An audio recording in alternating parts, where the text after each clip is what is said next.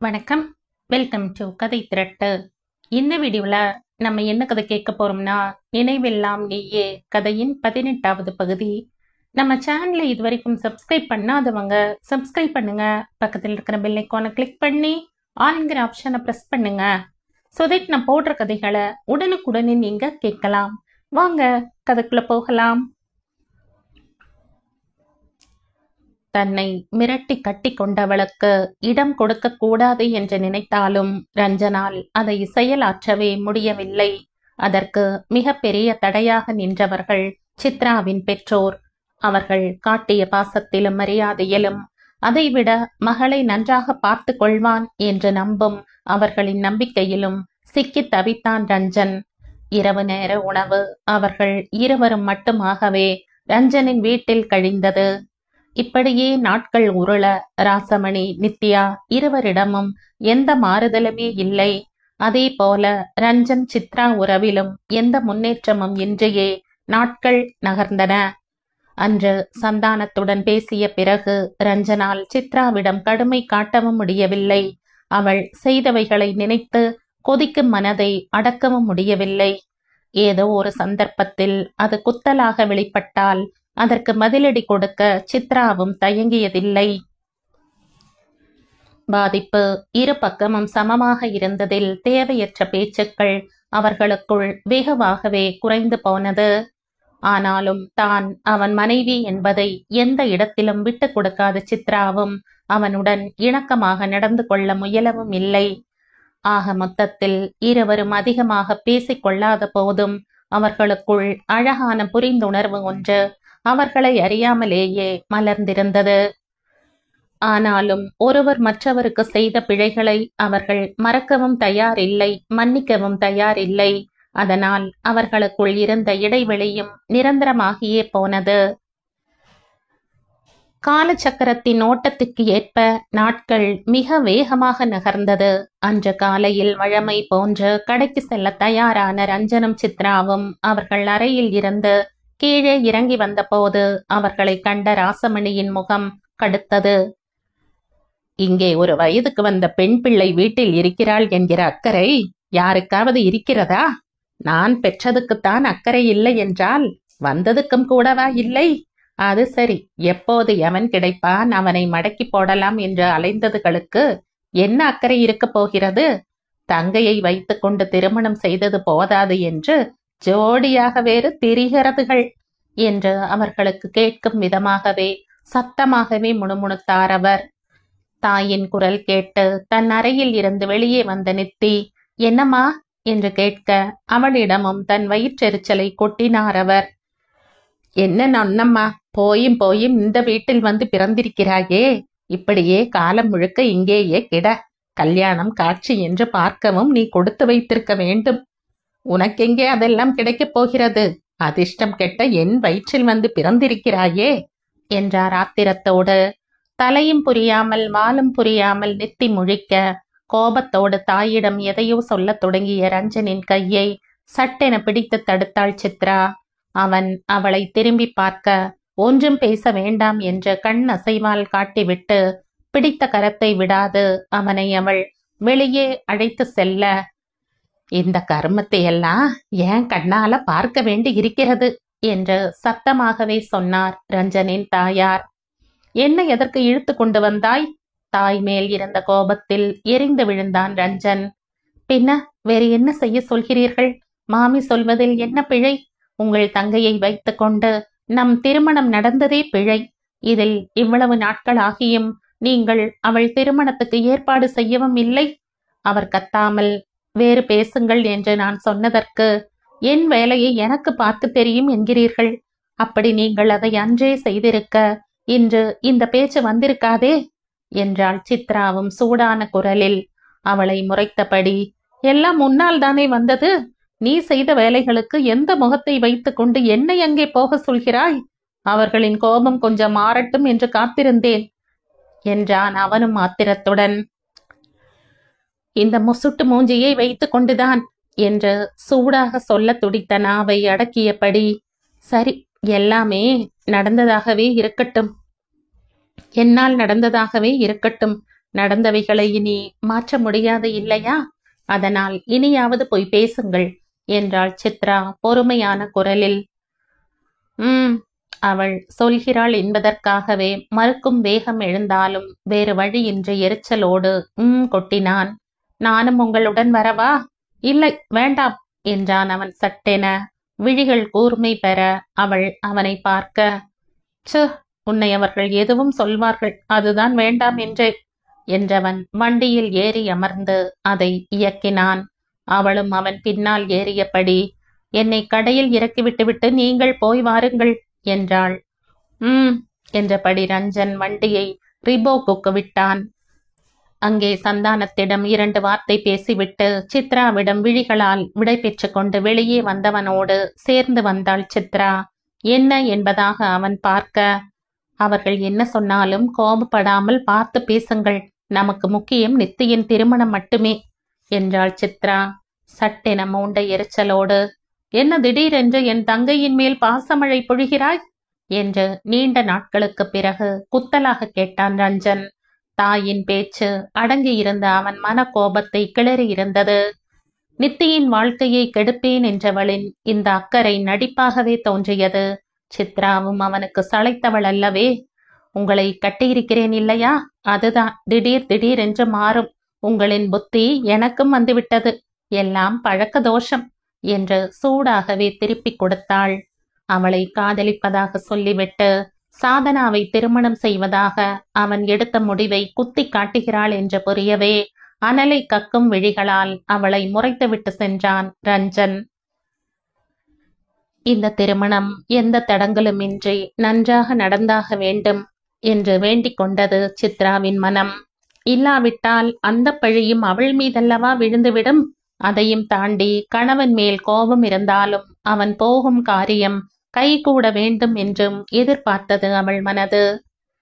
போனவன் மதியமாகியும் திரும்பாததில் தவித்து போனாள் சித்ரா.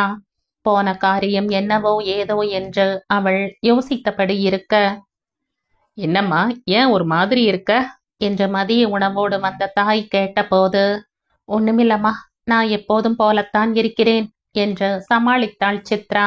அதற்கு மேலும் அங்கே இருக்க முடியாமல் தங்கள் இருவருக்குமான உணவை எடுத்துக்கொண்டு ரஞ்சனின் கடைக்கு அவள் செல்லவும் அங்கே அவன் வரவும் சரியாக இருந்தது. களைத்து போய் வந்தவனிடம் எதுவும் கேட்காமல் உணவை பரிமாறினாள் சித்ரா. அமைதியாக உண்ட போதும் அவன் முகத்தில் சிந்தனை ரேகைகள் ஓடிக்கொண்டே இருந்தது. உணவு வேளை முடித்ததும் அவர்கள், என்னவா, திருமணத்திற்கு சம்மதம் சொன்னார்களா என்று கேட்டாள் சித்ரா. சம்மதித்தார்கள் என்று இழுத்தவனிடம் மலர்ந்த முகத்தோடு, பிறகு என்ன யோசனை என்று கேட்டாள் சித்ரா.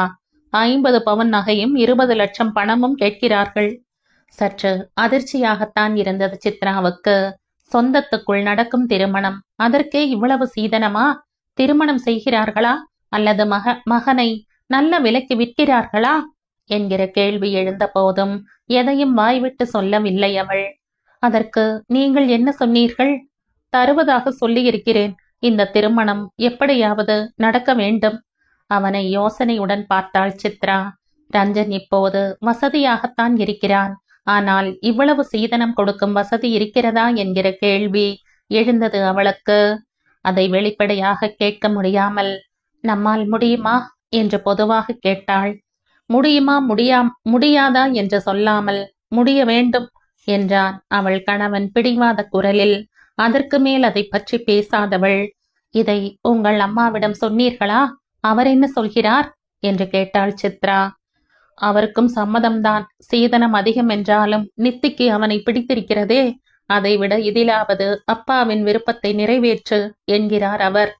அதென்ன இதிலாவது என்று கோபமாக கேட்க தோன்றிய போதும் அதை அடக்கிக் கொண்டாள். பிறகு என்ன, எல்லோருக்கும் சம்மதம் என்றால் சரிதானே. திருமணத்தை எப்போது செய்வது என்று ஏதாவது சொன்னார்களா?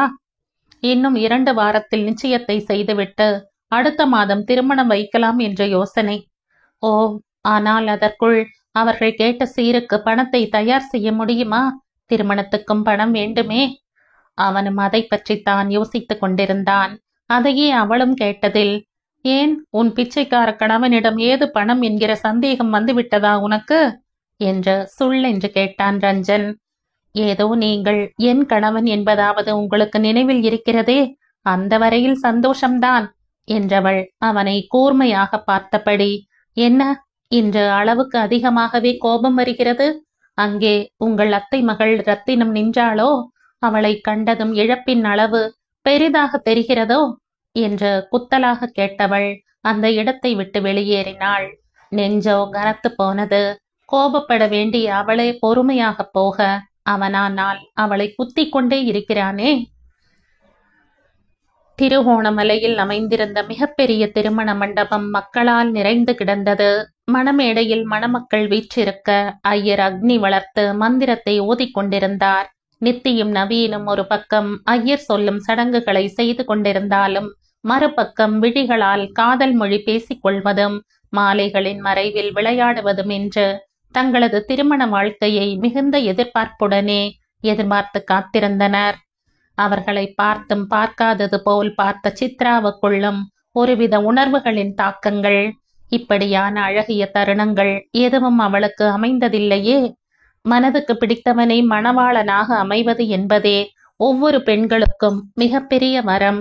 அப்படியானவனை சொந்த பந்தங்களின் நிலையில் சுற்றங்கள் வாழ்த்த கணவனாக அடைவது என்பது பெரும் பேறு. இவை எதுவும் அவளுக்கு கிட்டியதில்லை. காதலனாக எண்ணியவன் கணவனாக மாலையிட்ட போது கல்லாக இறுகிப்போயல்லவா அவன் அருகில் நின்றாள். நித்தியின் விட்க சிரிப்பையும் அதை ஆசையோடு ஆவலோடு பார்க்கும் நவீனையும் பார்க்க பார்க்க தெவிட்டவில்லை அவளுக்கு. அதே வேளை அவளுக்குள் இருந்த ஏக்கமும் அதிகரித்து கொண்டே சென்றது. ராசமணியின் அன்பு மகளாக, ரஞ்சனின் ஒரே ஒரு தங்கையாக, கணவனாக போகிறவனின் மனதுக்கு பிடித்த இனியவளாக நிற்கும் நித்தியை பார்க்கையில் மெல்லிய பொறாமை கூட எட்டி பார்த்தது.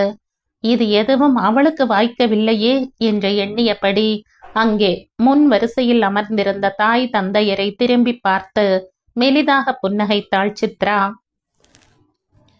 இன்னொரு பெண்ணின் திருமணத்தில் கூட மருமகனோடு சேர்ந்து நின்றிருந்த மகளின் மீதே பார்வையை பதித்திருந்த அவர்களும் அவளின் புன்னகையை கண்டுவிட்டு மலர்ந்து சிரிக்க கண்ணை கரித்தது அவளுக்கு. அவளும் மகிழ்ச்சியாக இல்லை. அவளை பெற்றோருக்கும் சந்தோஷத்தை கொடுக்க முடியவில்லை அவளால். அவளுக்கு மட்டும் ஏன் இப்படியான ஒரு வாழ்க்கை? நித்தியை விட அவள் எதில் குறைந்து போனாள்? அதையெல்லாம் நினைக்கையில் அவள் மனதில் அளவிட முடியாத வேதனை சூழ்ந்தது. அவள் உயிராக காதலித்து பிடிவாதமாக கட்டி கொண்ட கணவன் அவளுக்கு அருகில், சொல்லப்போனால் அவளது தோளோடு தோள் உரசி கொண்டுதான் நிற்கிறான். ஆனால் மனதளவில் பல மைல்களுக்கு அப்பால் அல்லவா நிற்கிறான். அந்த மைல்களை கடந்து அவனை நெருங்க முடியாமல் தடையாக நிற்பது அவளது சுயமரியாதை அல்லவா? என்ன இருந்தாலும் என்னை ஏமாற்றிவிட்டு இன்னொருத்தியை கட்ட துணிந்தவன் தானே என்கிற எண்ணம் உண்டாக்கிய கசப்போடு அவள் அவனை திரும்பி பார்க்க, அவளது அசைவை உணர்ந்து திரும்பியவன் கேள்வியாக புருவங்களை உயர்த்தினான். அதை எதிர்பாராத சித்ரா முதலில் தடுமாறி பிறகு ஒன்றுமில்லை என்பதாக தலையை அசைத்துவிட்டு மணமேடையில் பார்வையை பதிப்பவள் போன்று நின்று கொண்டாள். யோசனையோடு மனைவியையே பார்த்த ரஞ்சனின் விழிகளில் அன்றைய திருமணத்துக்காக மையிட்டிருந்த அவள் விழிகளில் தெரிந்த வலி தென்பட்டது. அதை பார்த்ததும் அவன் மனம் துணுக்குற்றது. ஏன் இப்படி இருக்கிறாள்? காலையில் இருந்து நன்றாகத்தானே இருந்தாள். அன்று காலையில் நேரத்துக்கே எழுந்த ரஞ்சன் அவன் அறையில் சித்ரா தயாராவதால் அருகில் இருக்கும் மற்றொரு அறையில் குளித்து வேட்டி சட்டையில் தயாராகி அவனது அறைக்குள் வந்தபோது அங்கு மயில் வண்ண பட்டுச் சேலையில் அழகிய பதுமை என நின்றவளை பார்த்து ஸ்தம்பித்துத்தான் போனான்.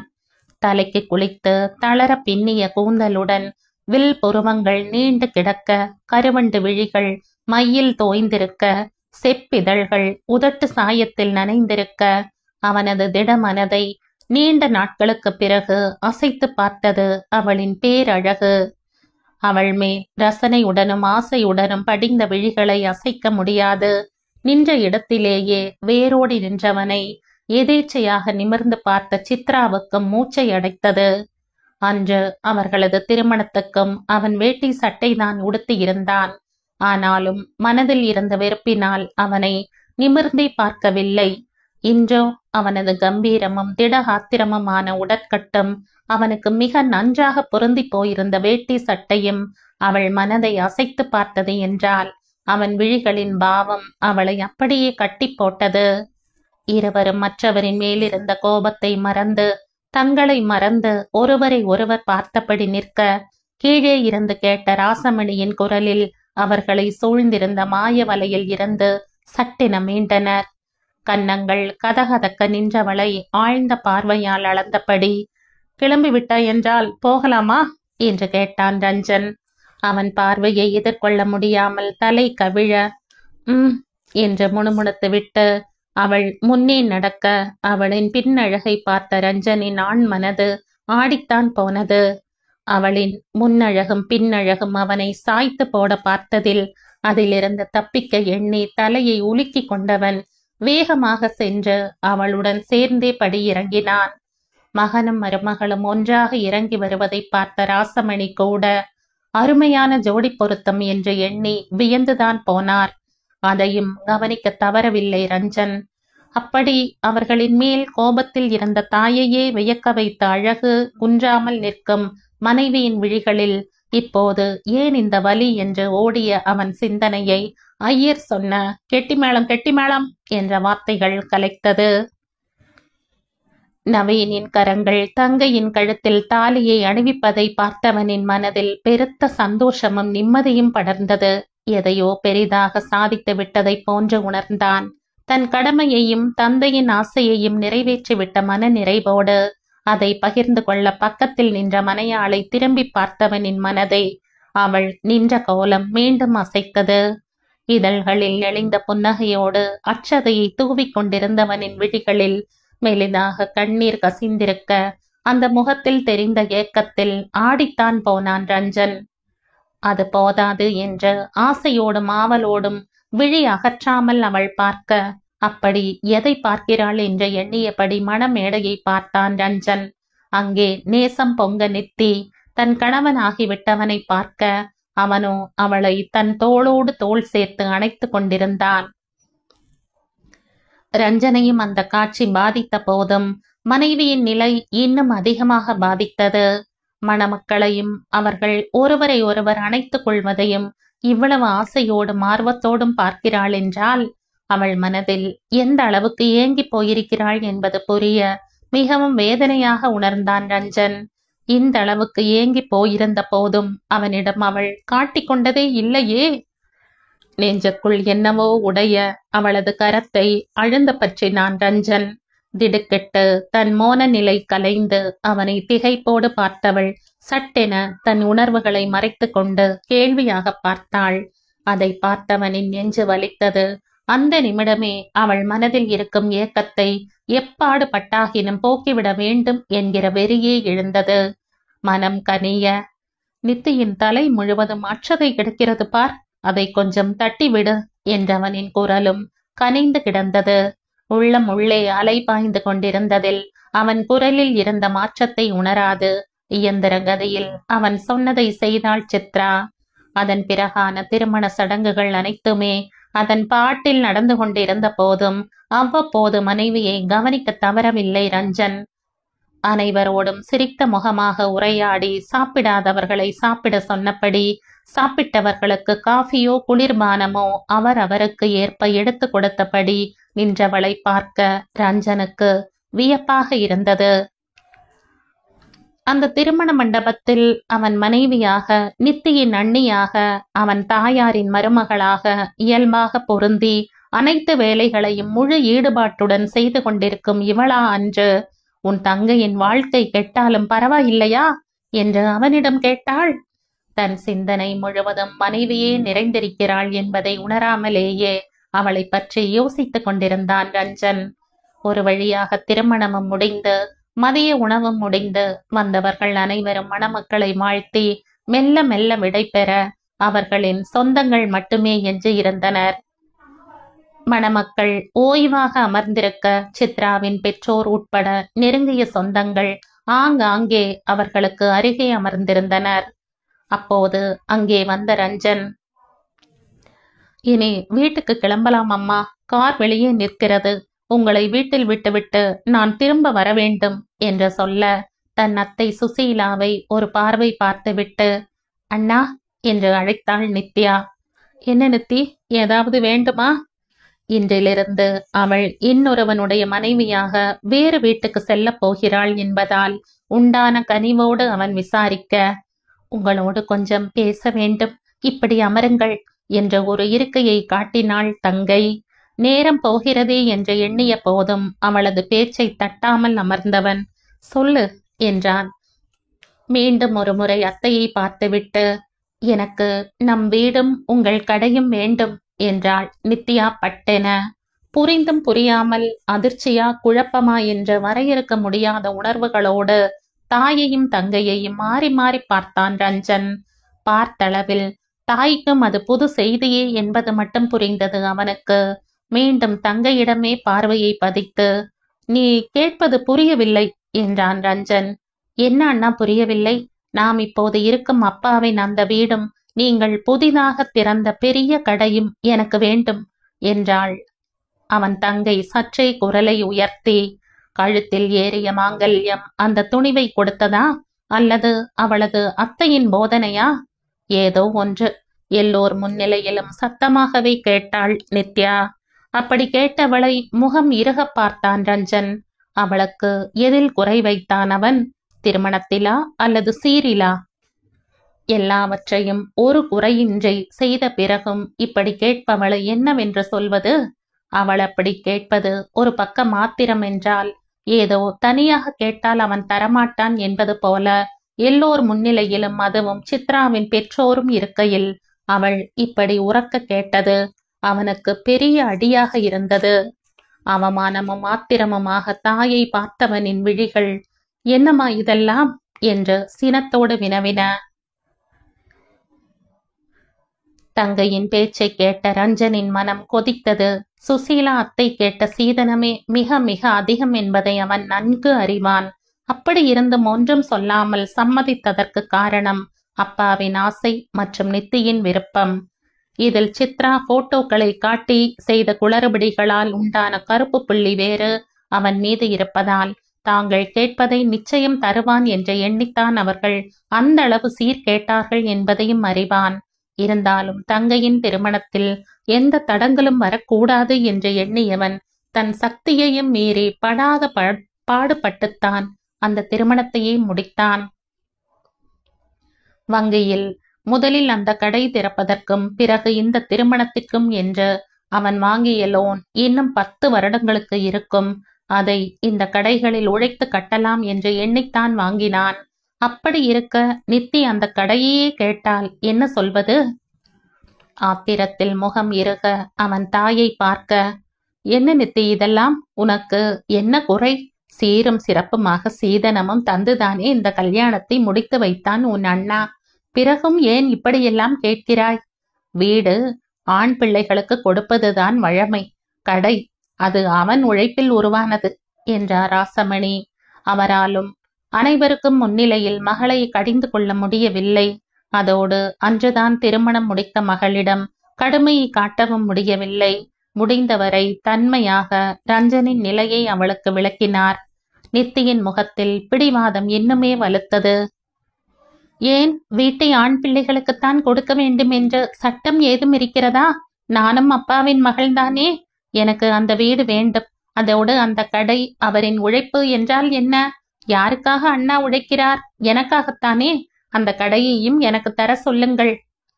அவர்தான் பெரிய பணக்காரியை கட்டியிருக்கிறார். அவர்களிடம் எவ்வளவு கடைகள் இருக்கிறது? அதையெல்லாம் அண்ணாவுக்குத்தானே வரப்போகிறது.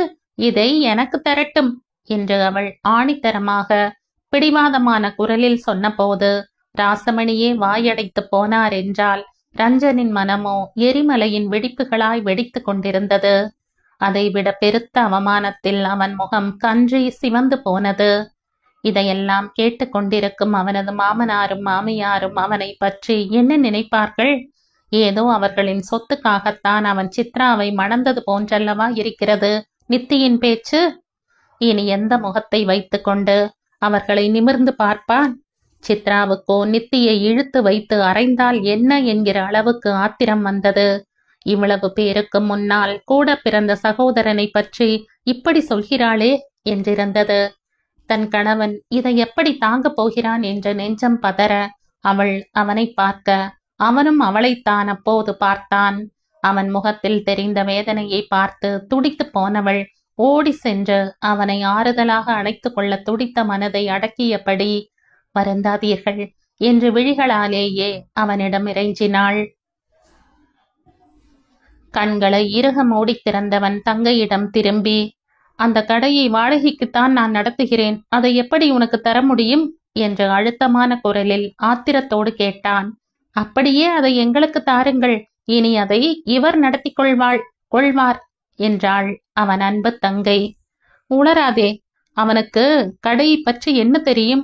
அதென்ன விளையாட்டு பொருளா எல்லோரும் எடுத்து விளையாட? ஒரு தொழில் நுணுக்கம் தெரியாமல், வியாபார யுக்தி தெரியாமல் அவன் எப்படி நடத்துவான்? ஏன் நீங்கள் மட்டும் அதற்கு என்று தனியாக படித்து பட்டம் ஏதும் வாங்கினீர்களோ?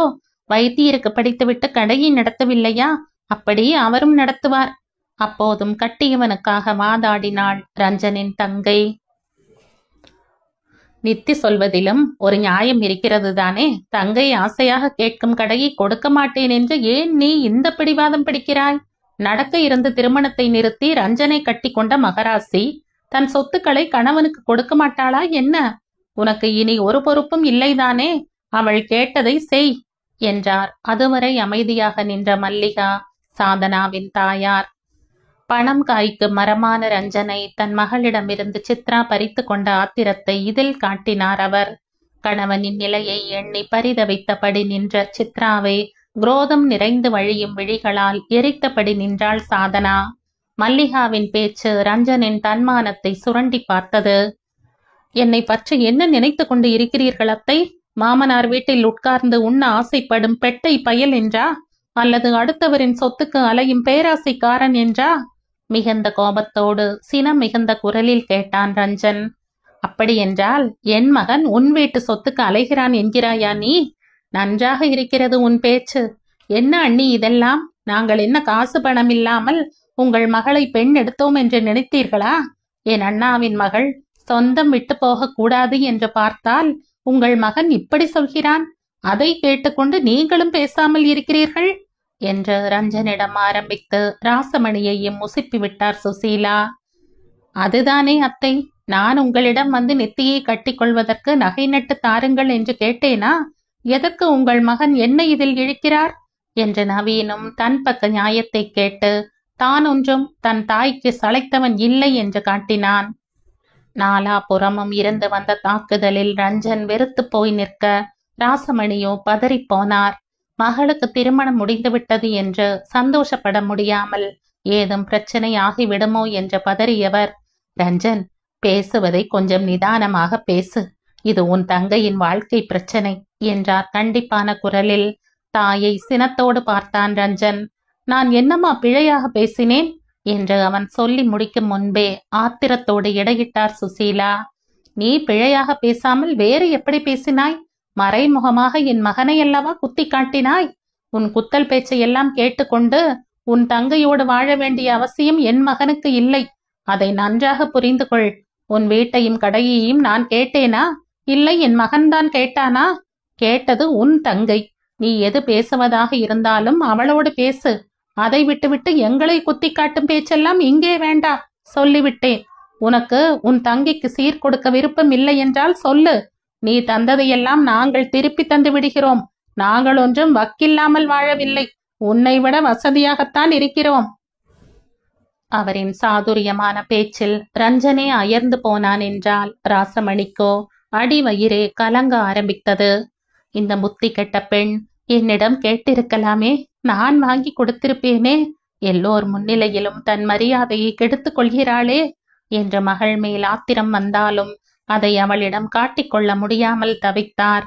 இதில் நெத்தி வேறு கண் கலங்கியபடி நின்ற கோலம் அவரை வாட்டியது.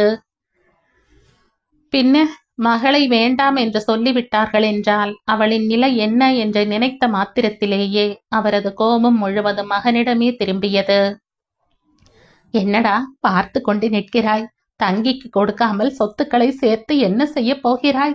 இவ்வளவு பேராசைக்காரனா நீ? திருமண நாள் அதுவுமா அவளை கண்ணை கசக்க வைக்கிறாயே? நீ எல்லாம் என்ன அண்ணன்? இதே இடத்தில் உன் அப்பா இருந்திருந்தால் அவள் கேட்க முன்பே தூக்கி கொடுத்திருக்க மாட்டாரா? எப்போது பேசினாலும் தங்கை என் பொறுப்பு என்று சொல்வாயே, இதுதான் நீ காட்டிய பொறுப்பின் லட்சணமா? இவ்வளவு சுயநலம் பிடித்தவனாக நீ இருப்பாய் என்று நான் கொஞ்சம் கூட நினைக்கவே இல்லை என்றவரை நம்ப இயலாமல் பார்த்தான் ரஞ்சன். சந்தானம் தம்பதியரோ திகைத்து போயினர்.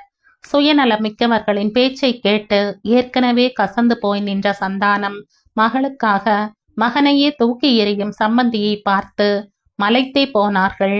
இப்படியும் ஒரு தாய் இருக்க முடியுமா? ரஞ்சனின் மனமோ தாயின் பேச்சை கேட்டு பலமாக அடி வாங்கியது. அதுவரை அவன் பட்ட கஷ்டங்கள் அனைத்தும் பாழாய் போனதே. என்ன செய்து என்ன பலன் என்று விரக்தியாக எண்ணியது அவன் மனம். மகளுக்காக இவ்வளவு பேசும் இந்த அம்மா தன்னை பற்றி ஒரு நிமிடமாவது சிந்திக்கவே இல்லையா? அவனும் அவர் மகன்தானே. உள்ளே வலித்தது அவனுக்கு. தாய் தங்கை மேல் சற்று அதிகமாகவே பாசம் காட்டுவார் என்பதை அவன் அறிவான்.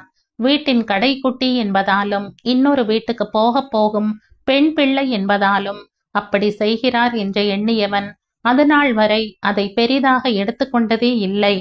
ஆனால் இன்று அவர்கள் இருவருக்குமாகத்தானே அவன் மனசாட்சியை அடகு வைத்து தன்னுடைய மனதின் ஆசையை குழி தோண்டி புதைத்துவிட்டு என்னென்னவோ செய்தான். இன்னும் என்னென்னவோ எல்லாம் செய்ய இருந்தான். அவனா சுயநலம் பிடித்தவன்? அவனா பேராசைக்காரன்? அப்படி சுயநலமாகவும் பேராசைக்காரனாகவும் இருந்திருந்தால் மனதுக்கு பிடித்தவளை சந்தோஷமாக கைப்பிடித்து மகிழ்ச்சியாக வாழ்ந்திருப்பானே. மனக்கொதிப்பை அடக்கவும் முடியாமல் வாயை திறந்து கொட்டவும் முடியாமல் தாயை வெறித்தபடி நின்றவனை சந்தானம் நெருங்கினார். ரஞ்சன், அவர்கள் எதை கேட்டாலும் கொடுத்து விடு. உன் தங்கையின் வாழ்க்கைதான் முக்கியம். அதோடு உன்னிடம் உன் உழைப்பு இருக்கேப்பா, அதை யாரால் பிடுங்க முடியும் சொல்லு? அதை விட உன் மனைவியின் சொத்துக்கள் எல்லாமே உனக்குத்தானே சொந்தம் என்று சொன்னவரின் பேச்சில் ரஞ்சன் வெட்கி போனான். அப்போதும் அந்த நிலையிலும் என் சொத்துக்கள் என்று சொல்லாமல் உன் மனைவியின் சொத்துக்கள் என்று சொன்ன அந்த பெரிய மனிதர் மேன்மக்கள் என்று மேன்மக்களே என்பதை மீண்டும் மிக அழகாக அவனுக்கு உணர்த்தினார். அவன்தான் அவர் முகம் பார்க்க முடியாமல் கூனி குறுகி போனான். பின்னே அவருக்கு அவன் செய்த காரியங்கள் அனைத்தும் தெரிய வந்தால் அதற்கு மேலும் அங்கே நிற்க பிடிக்காமல் மணப்பெண் வீட்டாருக்கு என்று ஒதுக்கி இருந்த அறைக்குள் வேகமாக சென்று கதவை அரைந்து சாத்தினான் ரஞ்சன். கணவன் நிலையை எண்ணி கண்களில் கசிந்த கண்ணீரோடு நின்ற மகளின் அருகே சென்று அவளுக்கு ஆதரவாக நின்று கொண்டார் லட்சுமி. சந்தானத்துக்கும் என்ன செய்வது என்று தெரியவில்லை. ரஞ்சன் கடையையோ வீட்டையோ அவர்களுக்கு கொடுப்பதில் அவருக்கு எதுவும் இல்லை. அவரிடம் இல்லாத சொத்தா என்ன? ஆனால் வாழ்வின் அடிமட்டத்தில் இருந்து எழுந்து மெல்ல மெல்ல முன்னுக்கு வந்தவன் அனைத்தையும் மீண்டும் இழப்பதை அவரால் ஏற்றுக்கொள்ள முடியவில்லை. அதோடு அவனது கடின உழைப்பையும் கஷ்டத்தையும் அதே துறையில் இருக்கும் அவரையன்றே வேறு யாரால் மிக துல்லியமாக உணர முடியும்? அந்த கஷ்டத்தையும் உழைப்பையும் இன்னொருவர் நோகாமல் வந்து பிடுங்கிக் கொள்வதா? எண்ணங்கள் பல இப்படி ஓட கலங்கி நின்ற மகளின் அருகில் சென்று துணையாக நின்று கொண்டார் அவர். அவரை பார்த்துவிட்டு வருகிறேன் அப்பா என்று தகப்பனிடம் சொல்லிவிட்டு கணவனிடம் செல்ல காலடி எடுத்து வைத்தவளை சாதனாவின் பேச்சு நிறுத்தியது. பார்த்தீர்களா அத்தை, இவ்வளவு நடந்தும் உங்கள் மருமகள் வாயை திறக்கவே இல்லையே. நம்மிடம் இல்லாத பணமா காசா? அவர்கள் கேட்பதை கொடுங்கள் என்று சொல்லி இருக்க வேண்டாமா?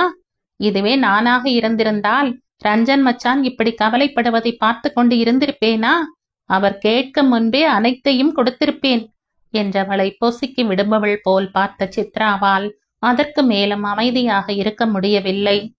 யார் நீயா அனைத்தையும் தூக்கி குடிக்கிறவள்? பணத்துக்காக பச்சோந்தியாக மாறும் நீ எல்லாம் என்னை பற்றி பேசாதே. நீ ஒரு பண பிசாசு. உன்னை பற்றி எனக்கு தெரியாதா என்று சித்ரா ஆத்திரத்துடன் சொல்லி முடிக்கும் முன்பே பல குரல்கள் அவளை அதட்டின. ஏ, வாய் அடக்கி பேசு. இது மல்லிகா. யார பார்த்து பச்சோந்திங்கிற? நீதான் பண பிசாசு என்றாள் சாதனா. சித்ரா, வாயை மூடு. இது அவள் மாமியார். இப்படி கேட்ட பல குரல்களுக்கு இடையில் லட்சுமி பதட்டத்துடன் மகளின் கையை பற்றி கொள்ள, சித்து, பேசாம இரு, இருக்கும் பிரச்சனையை நீ பெரிதாக்காதே என்றார் சந்தானம் மகளுக்கு மட்டும் கேட்கும் விதமாக கண்டிக்கும் குரலில். சும்மா இருங்களப்பா, வாயை மூடிக்கொண்டிருந்தால் வேலைக்கு ஆகாது என்று தந்தையிடம் ஆத்திரத்தோடு சொன்னவளிடம், ஆமாமாம், நீ எப்படி வாயை மூடிக்கொண்டிருப்பாய்? ரஞ்சனோடு பழகியதை போட்டோ எடுத்து எங்களுக்கெல்லாம் அனுப்பியவள் தானே நீ என்றார் மல்லிகா ஏளனமும் எகத்தாளமுமாக. ஆமாம், அனுப்பினேன் தான். அதற்கு என்ன? அவரை காதலித்தேன், அவரோடு எடுத்த போட்டோக்களைத்தான் அனுப்பினேன். அதே போல அவரையே கட்டிக்கொண்டேன். இதில் என்ன தவறு கண்டீர்கள்? நான் என்ன உங்கள் மகளைப் போல ஒருவனோடு பழகுவதும் அவனிடம் பணம் இல்லை என்றதும் இன்னொருவனை பிடிப்பதும் என்று நேரத்துக்கு ஒரு மாப்பிள்ளை பிடிப்பவள் என்று நினைத்தீர்களா என்று அவள் கேட்டது அங்கிருந்த அனைவரையுமே அது மிக நன்றாக தாக்கியது.